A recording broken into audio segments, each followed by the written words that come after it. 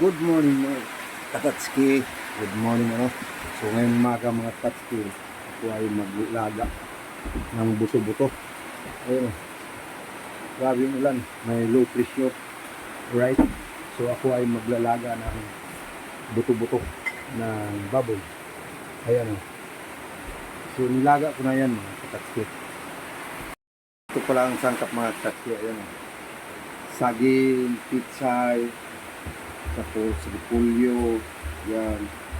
Tapos ito sangkap natin. So kumulo na siya, lagay natin yan. Kung wala pala kayong paasim mga katski, sampalok or nanong pagpaasim, ito bayabas. Yan, yan bayabas. Yung hinog, pero di masyadong hinog. Yan, lagay natin. So yung sili mamaya na pag malapit na maluto. Alright. Saka itong saging, lagay ko na saging para sabay sa pagpalambot. Pero yung karne natin malambot na yan kasi pinakuluan ko na. Alright. So takpan natin mga katski. Buksan natin mga katski. Lagay natin yung katawan ng pichay. Mamaya na yung dahon tsaka repolyo. Tapos lagay natin yung sili. So takpan ulit. Yan. Mga katski, ilagay natin yung repolyo sa ibabaw. Kasi malambot na yung saging natin. Yan.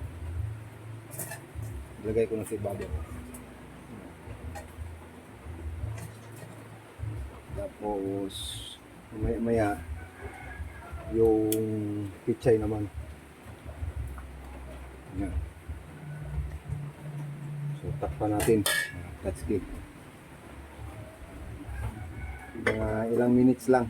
Nalagay ko na yung pichay natin. Ayan. Maganda yung maraming halo gulay. Alright. Bubuksan natin mga katski. Ayan. Lagayan natin. Ayan o. Lagayan natin yung pitsay sa ibabaw ulit. Ayan. So hintayin na lang natin. Mga ilang minuto lang. Luto na yan. Dito ako nagluluto sa kabila. Pag may pinalambutan ako ng mga karne, dito ko nagluluto. Alright mga katski, takpan natin ulit. So hintayin natin mga 2 minutes. So haluin natin mga katski. Yan. Hinalo ko.